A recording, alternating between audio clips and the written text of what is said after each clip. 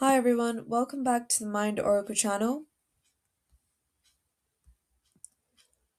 Today we will be looking at the first topic in the social influence topic, which is types and explanations of conformity. So now we've finished all the topics in memory and we'll be moving on to the next topic in the first paper, which is social influence. So first we'll be going over some key definitions. So the first definition that we're going to be looking at is internalization. This is when a person genuinely accepts the views and the norms of a group. This results in a private as well as a public change of opinion and behavior, and this change is permanent. The attitudes of the group have become internalized for the person, and it becomes part of the way that the person thinks. It occurs even in the absence of other group members. So, to clarify, essentially what internalization is for example when you go and you meet a new group of people and that group of people has a certain opinion, such as apples are better than oranges. Previously you believed that oranges were better than apples, but since joining the group and the group influencing you, you genuinely believe the opposite, and this is just true to your beliefs now. It's a permanent change. It's not a shallow temporary change that happens only when the group is there. This is something that you carry with you even when you are no longer in the presence of the group. So it's a deep rooted permanent change in your opinion, behavior, actions, thoughts as a result of the influence of the group.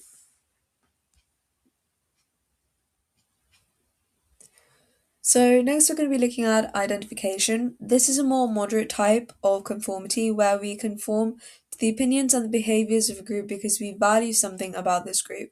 We identify with the group, there's something about the group that we treasure or cherish or value, and therefore we want to be part of it.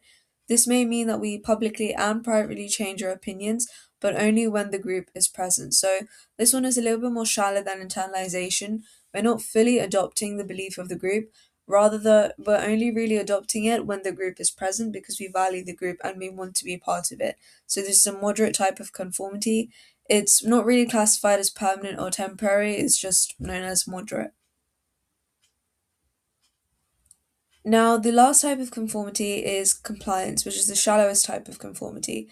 And this is simply going along with others in public but privately not changing any personal opinions or behaviors. So, compliance, it's really superficial and it means that as soon as the group pressure stops, as soon as the group is not there, the behavior or the opinion or the action and thought stops. So, this is probably a very relatable experience for a lot of you. You meet a new group of people, you want to fit in, and therefore they might have certain beliefs or ideas or actions that you don't necessarily agree with or don't necessarily practice on your own. But in the presence of the group, in order to find acceptance, you go along with it, you act as though you accept it, even though in private you don't. So, this is a very temporary change in behavior, only lasting as long as the group is there. And when you're in their presence, so therefore it's known as the shallowest type of conformity. It's nowhere near as deep rooted as internalization or identification. It is very superficial and only done for acceptance and to be liked by the group. Okay, so now we've covered the different types of conformity, we're going to be moving on to the different explanations for conformity. So the first explanation that we have is informational social influence. And in a nutshell, this is essentially us conforming because of our need to be right. So essentially, this is about who has the better information, you or the rest of the group. Oftentimes, we're uncertain as to what behaviors or beliefs are right and wrong. So, for example, you might not know the answer to the question in a class, but if most of the time the class agrees on one answer, you will also accept or go along with that answer because you feel that they are likely to be right and you don't want to be wrong. We will therefore follow the behaviors of a group because people want to be right.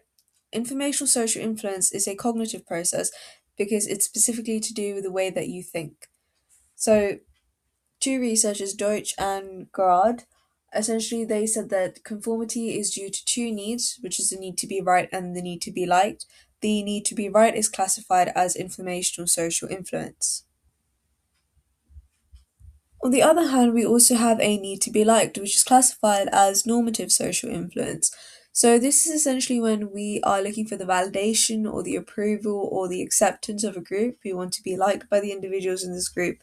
So, we go along with what they're saying, we conform to their behavior, thoughts, and opinions, even though privately we might not necessarily agree with them. So, if you look at the definitions closely, informational social influence, which is due to our need to be right, is oftentimes more linked to internalization because it's a more deep rooted belief or action that's being changed.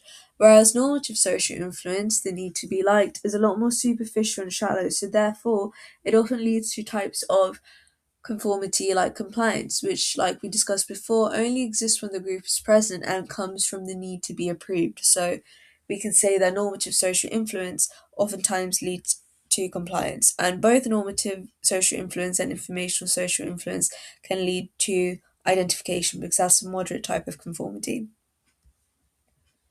So now we've covered the AO1 for types and explanation of conformity. We will now be moving on to the evaluations, specifically looking at the strengths and weaknesses of normative social influence and informational social influence as explanations for conformity. So first of all, we have research support. So Lucas et al. Asked students to give answers to mathematical problems that were easy or more difficult. He found that there was greater conformity to incorrect answers when they were difficult rather than when they were easy ones. So essentially, for more difficult maths problems, the students or the participants were more likely to conform to the answer of the group rather than following their own answer. This was truer still for students who had poor mathematical ability. This supports informational social influence as an explanation for conformity because it shows that we often change our behavior, way of thinking, thoughts, and actions in order to be right and in order to be perceived as a person who has the correct information within a group setting. Another strength is Ash's research. So, this is a more popular one. Ash found that many of his participants went along with a clearly wrong answer just because other people in the group did. When they were asked why they did this, the participants said that they felt self conscious about giving the correct answer because everyone else gave an answer that was different to them, and they were afraid of disapproval. When Ash repeated the study but asked participants to write down their answers instead of saying it out loud, conformity rates fell to 12.5%. So the task specifically was to compare three different lines, and the question was which line is of the same length as the standard line that was separate to those three lines. And there was an obvious answer, which was very clearly shown. However, the rest of the group said an answer different to the right answer, and as a result, loads of participants said the wrong answer purely because of their need to be liked. So, therefore, this research is supportive of the normative social influence explanation because it shows that we change our opinions, thoughts, behaviors, and actions in order to be liked by a group or seek approval, validation, and acceptance from a group. And therefore, this increases the credibility of normative social influence as an explanation for conformity. Now, that covers the AO1 and AO3 for types and explanations of conformity. It's very straightforward. Essentially, it's about memorizing the definitions and writing on the evaluations, as always. However, while these videos are a great way to improve your understanding, I've also created detailed revision notes and summaries to help you save time and secure those top grades. You can also find sample essays on this website that scored top marks in the exam, plus bonus evaluations that can help you stay ahead. I also have a couple of links to tutoring platforms which on which I offer lessons to anyone who feels like they could benefit from support. And during these lessons, I offer loads of really intricate exam techniques that I don't share on YouTube or my website, which can really help you solidify those top grades. So if you want to give any of those a look, please do go check the link out in the description below. Also, if you are interested in exploring psychological topics outside of the curriculum, please go do check out our sister channel Mystic Mind, where we cover a range of different psychological topics that aren't covered in the syllabus, things like attachment theory and paranormal psychology, and loads of other interesting stuff. So, if you feel like that might be something that you would be interested in, please go check that out as well. We have the links in the description below or on the main channel page.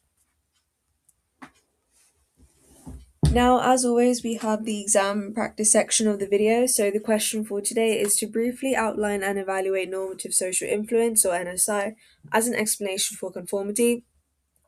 So just give this a go, whether it be writing bullet points or if you want to stretch yourself, try writing it out as a paragraph or an essay answer, and pause the video and come back when you're finished. Now, these were some of the points you could have written. This isn't all of them, so don't worry if what you've written isn't on here, doesn't mean that it's wrong. These are just some very common exam mark scheme points that do come up. So, possible content includes people agree with the opinion of the majority in order to be liked and gain approval or acceptance or to avoid ridicule, even. And this often leads to the type of conformity called a compliance, which we talked about earlier. And this is where people agree publicly with a group, but privately they do not change their personal opinions or behavior. So essentially, they change their behavior purely because of their need to be liked and accepted by the group. Now, some possible evaluation points for this are the ASH study that we talked about earlier, where they interviewed participants afterwards and they said that they conformed to avoid rejection by others. There are also individual differences in how much people want to be liked, and therefore not everyone will conform due to this desire. So, this is actually a weakness of NSI as an explanation for conformity. If you want to see this as a longer paragraph or a pill paragraph to see how you can structure it in your answer in exams to get top marks, again, do go check out my website. I have links to some essays and templates there. Also, other explanations exist, like informational social influence and the social identity theory, which we'll cover in a later video. So, therefore, normative social influence alone isn't enough to explain conformity, which reduces credibility as an explanation for conformity on its own. So, that's it for today's video. Thank you so much for watching. So that's it for today's video. Thank you so much for watching. If you found this video helpful, please do like and subscribe, and let us know down in the comments below whether you think that there's anything that we should improve on, what you liked, what you didn't like, and whether there's any specific topics that you want to see in future videos. We're always looking for ways to improve the content that we put out there. And just a reminder, if you want access to top marks, tutoring support, essays, evaluations, and loads of other templates and guides that can help you, please do go check the link in our description below. It links to my website and it offers a range of services that can help you score the top grades. And if you want to take a break and look at topics outside of the curriculum, please go check out our channel Mystic Mind. Thank you so much for watching. See you later.